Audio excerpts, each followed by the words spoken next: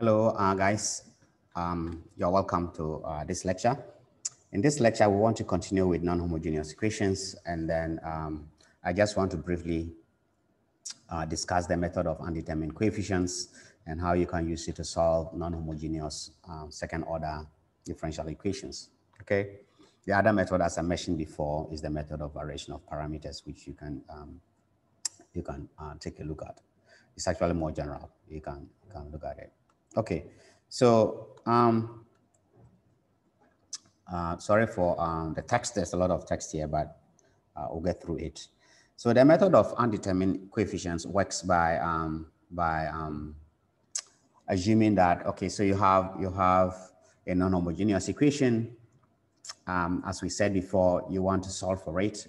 First, you need to solve the associated homogeneous part of it, and then you get a complementary solution. Once you have the complementary solution, then you solve for one particular solution. So the question is, how do you get that one particular solution? Okay. And the method of undetermined coefficients is one approach by which you can solve for a particular solution to the non-homogeneous equation. Now, so it works by assuming a form. So you assume that, okay, my particular solution looks like this. Say it's y is equal to a times t squared, or a t squared plus b t or something, okay? Or a times e to the 2t. So you assume a form for the particular solution. Then you substitute, if you like, it's sort of like guessing a solution, but there is a method to it. We'll talk about that later on. So you have a guess solution, you plug it into the differential equation, and then you try to solve for the unknown constants or coefficients, okay? A, B, or C, and so on. If you are able to solve for the unknown coefficients, all right, then you have a solution, you have a particular solution. That is why it's said to be undetermined coefficients. You have coefficients in your assumed form of the solution, and you don't know the coefficients. And so your plan is to be able to solve for the coefficients. And if you succeed in doing that, then you have a solution, a particular solution to the non-homogeneous equation. Okay. Now, one of the limitations, okay, the main limitations of the method of undetermined coefficients is that you can only apply it to the non-homogeneity, the right-hand side, the f of t, right? You can apply it if that f of t is either a polynomial, an exponential function, a sine, a cosine, or a combination of these functions, okay? If it's something else like a tan or a secant, then you can't use the method of undetermined coefficients. Apart from that, the algebra can sometimes be very tedious and laborious. A lot of algebra to cover, depending on the problem, of course. Okay, nevertheless, it is a very useful method, and it's very good for solving problems that appear in real applications. Okay, so that is why we want to take a look at it here. Okay, good. Now, so let's, I will just walk you through a couple of examples to give you an idea of how the method works. And then as we go along, we'll derive, we'll come up with a summarized approach, all right, to what seems to be like a guessing game. It's not really that much of a guessing game. There is a method to it, but I'll give you some examples to help you through that. Okay, so assume that you have this non-homogeneous equation, the right-hand side, or the non-homogeneity is 5t, okay? Well, how do you solve? We know how to solve if this was 0, if this 5t is 0, we know how to solve for the homogeneous part or to get a complementary solution. How do you get the non-homogeneous, or how do you get a particular solution to it? So because the right-hand side is like a polynomial, this is linear, I can assume that the particular solution is also going to look like a linear function. And so I can assume yp to be equal to, let's say, at plus b. I can assure you that if you don't bring b here, you're going to have a problem, okay? You can't solve for a, all right? But if you write a general linear form, at plus b, and plug it in here, and you are able to solve for a and b, in this case, you can actually solve for a and b, and that the result will give you the particular solution, okay? This is very similar to that. Example B, in this case, you have 5t squared. In this case, you have a quadratic. So what you do is that you can assume that the particular solution is a general quadratic form like this. And once again, your plan is that you want to plug this into this. In other words, find the second derivative, the first derivative, and then y itself, put them in here, and then try to compare the coefficients and pull out what A, B, and C are. If you are able to solve for A, B, and C, then of course you have a particular solution to the non-homogeneous equation. Okay, so that is often how the thought goes. Here we don't have a polynomial, but we have an exponential function e to the 2t. Because I have an exponential on the right-hand side, the non-homogeneity, I can assume that my particular solution is of this form. And I have a here because this is just, the 5 here is just a constant, okay? So I can assume this and then plug it in and try to solve for a. Here I have something similar to the c, but now I don't just have a constant 5, I have 5t squared. Okay, so I have something like a polynomial, a quadratic multiplying by an exponential. So what I do is that I assume that my particular solution is of this form. It's a general quadratic or a polynomial multiplied by an exponential that has the same form as what I have on the right-hand side. Okay, so that is often the plan for solving for the particular solution.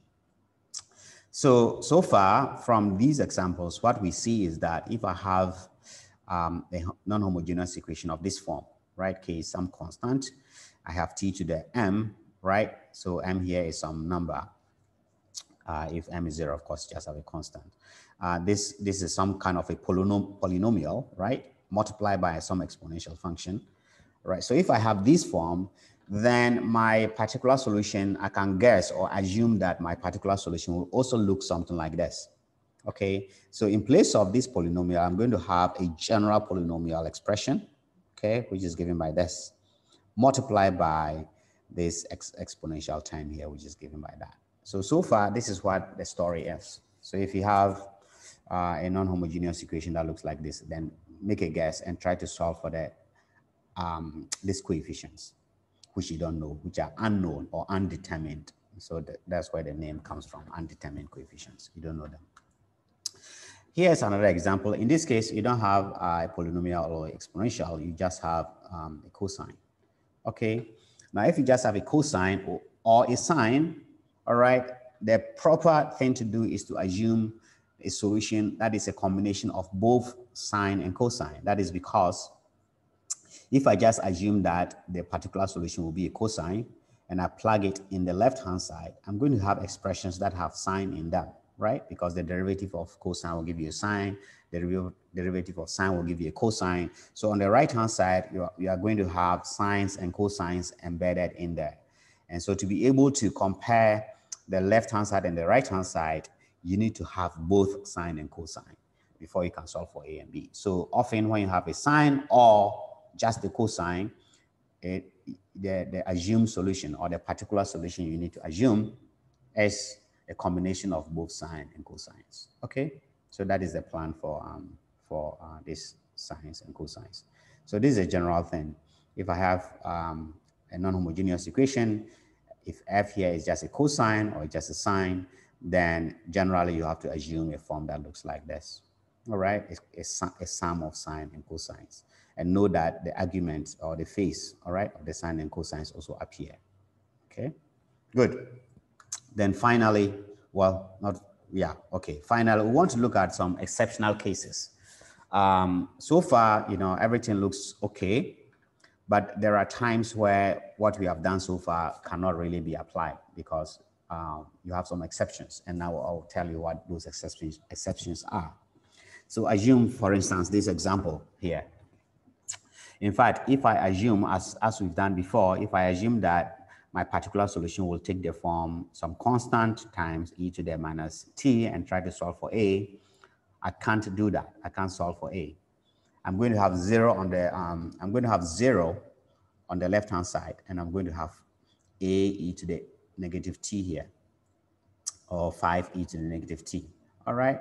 And so, of course, there is no a to solve for, which means I can't solve for a. Why is that? What is the problem? Well, the problem is that this guy here, e to the negative t, is actually a solution to the homogeneous equation.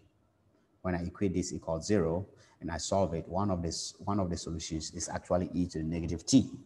Because of that, If I choose this form and plug it to the left-hand side, I get a 0 on the left-hand side, but the right-hand side is not 0. So I'm not able to solve for A. Okay?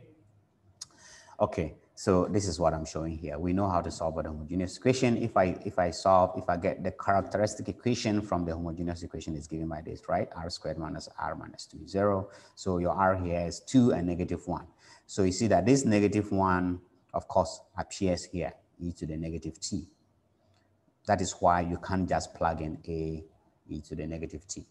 So what you do is that when one of the roots of the characteristic equation also appears here in the exponential, what you do is that you have to multiply your form a to the et by t, right? The independent variable. So multiply by t before you plug it in there and try to solve for a. Okay?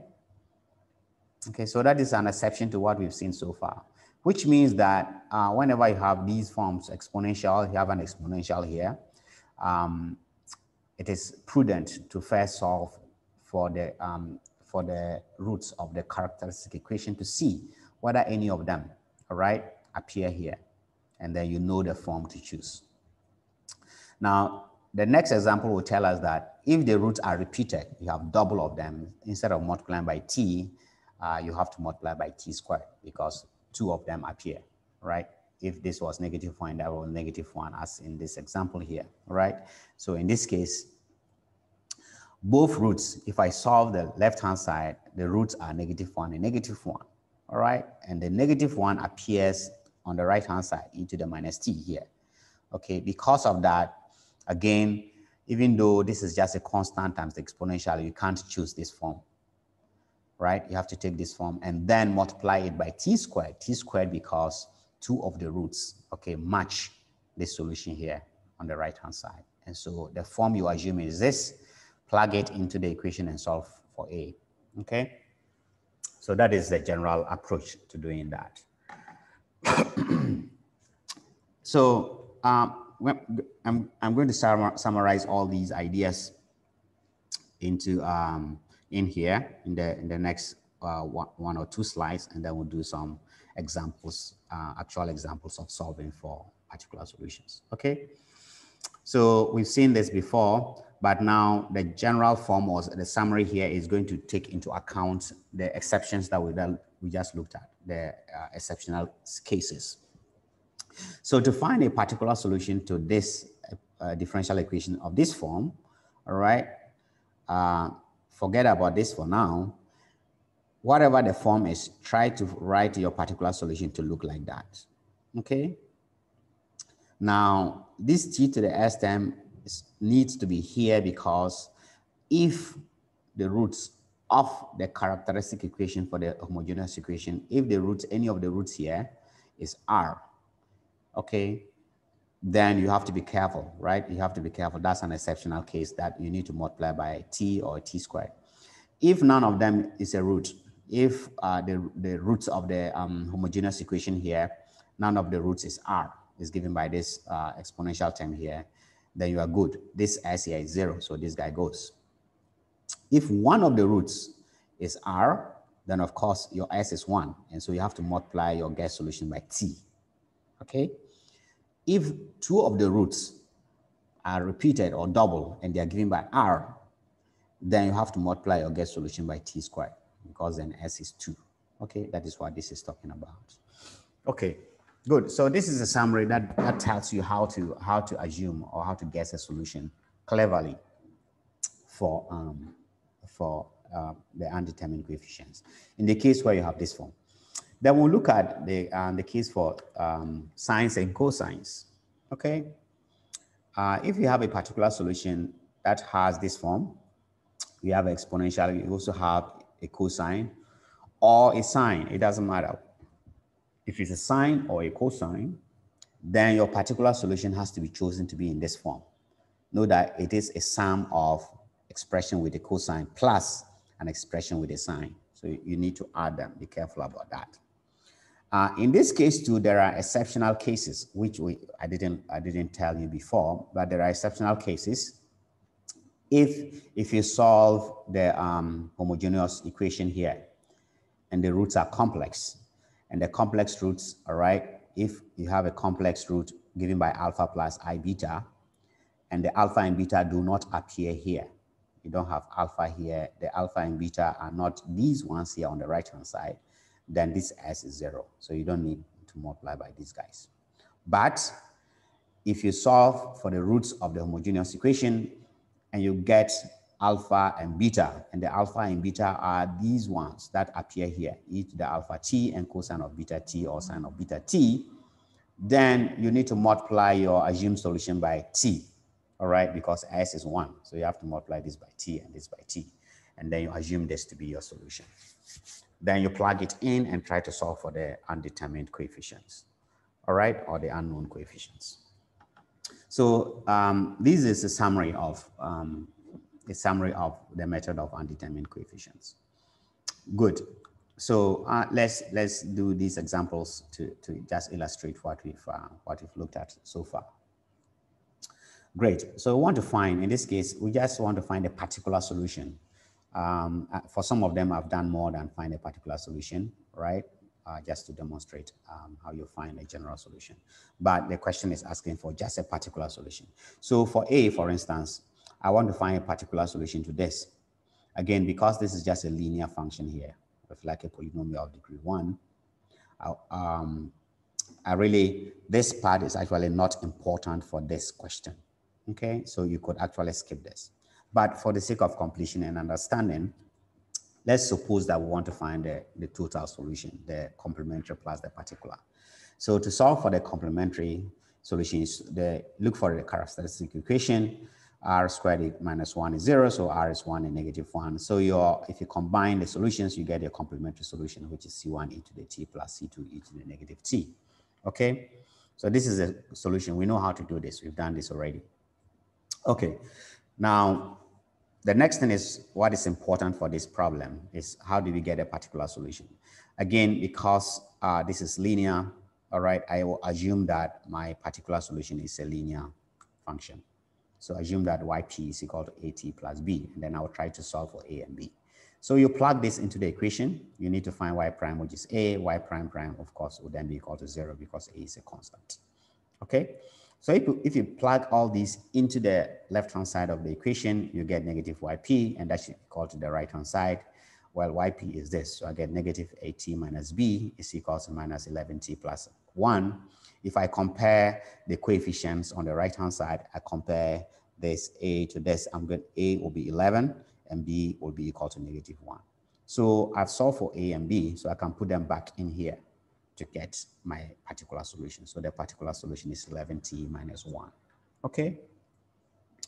And of course, suppose we wanted the general solution, then we just take yp here and add it to the complementary solution, and that will give me my general solution. But again, for this problem, all we want is a particular solution. Okay, good.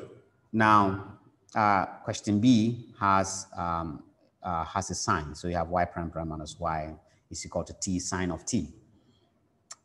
So we need to solve the characteristic equation for the roots, all right? To see whether, some of the roots will be complex because of the sign then. If they are not complex, then we don't have to worry about the exceptional cases, but multiplying by t and all of that. Okay, so r squared is 1, so r is plus or minus 1. So they are not complex roots, so we don't have to worry about that. So the form of our particular solution will just be a linear function multiplied by a sine plus another linear function multiplied by a cosine. Remember, if you have a sine or cosine, remember to add both sine and cosines. So yp as a linear function times cos of t plus a linear function times sine of t. Okay, so find the derivative, differentiate this twice and plug it in here minus itself and equate the result to 2, the right-hand side. If you do that, you're going to get this equation here. Okay, from here, you compare the coefficients on both sides. Okay, so I have t sine t on the right-hand side. So it means that if I compare this, negative 2c has to be equal to 1. The rest of the coefficients will be 0. Negative 2a minus 2d will be 0 because it has no counterpart on the right-hand side. 2c, negative 2b plus 2c has to be equal to 0 as well. Negative 2a must be 0, right? Because it's multiplied by cosine. There's no cos on the right. So negative 2a has to be equal to 0. So A is 0. So you have these equations and you solve them for the different coefficients. So C will be negative half, A is 0, D is 0, B is equal to C from this equation here, and they are both equal to negative 1 over 2. So once you know A, B, C, and D, you plug them into your general form here, YP here. Plug them back in, and that gives you the particular solution, which in this case is given by this expression. Okay? So that's basically how you solve for the particular solution. Okay, this is the last one. It's going to be a short. So once again, because of this exponential function here, we have to solve for the roots of the characteristic equation and see if any or both of the roots will be a 2, right? If the roots, one of the roots or two of them are 2, then you have to worry about multiplying by t or t squared, your general form. So when you solve this, you're going to have your roots to be complex. So you don't have to worry about the exceptional cases. Okay. So our general solution can just be a constant multiplied by e to the 2t. Then you plug it to the equation. Find the derivative. Y prime is this. Y prime prime is given by this. Plug it in here. That gives you this equation here. You can add this and then equate. You have 9a is equal to a, so therefore a is equal to 1. So plug 1 back into YP, and so YP is now e to the 2t. So e to the 2t is the particular solution to this homogeneous, non-homogeneous equation. Okay, so basically this is a short explanation of how you solve for the particular solution. We know how to solve for the homogeneous solution, so to get the general solution, you just add the homogeneous to the particular solutions. Okay, so that brings me to the end of the method of undetermined coefficients. All right. So we'll talk again later on the other topics that we need to cover. Okay, we'll stop recording.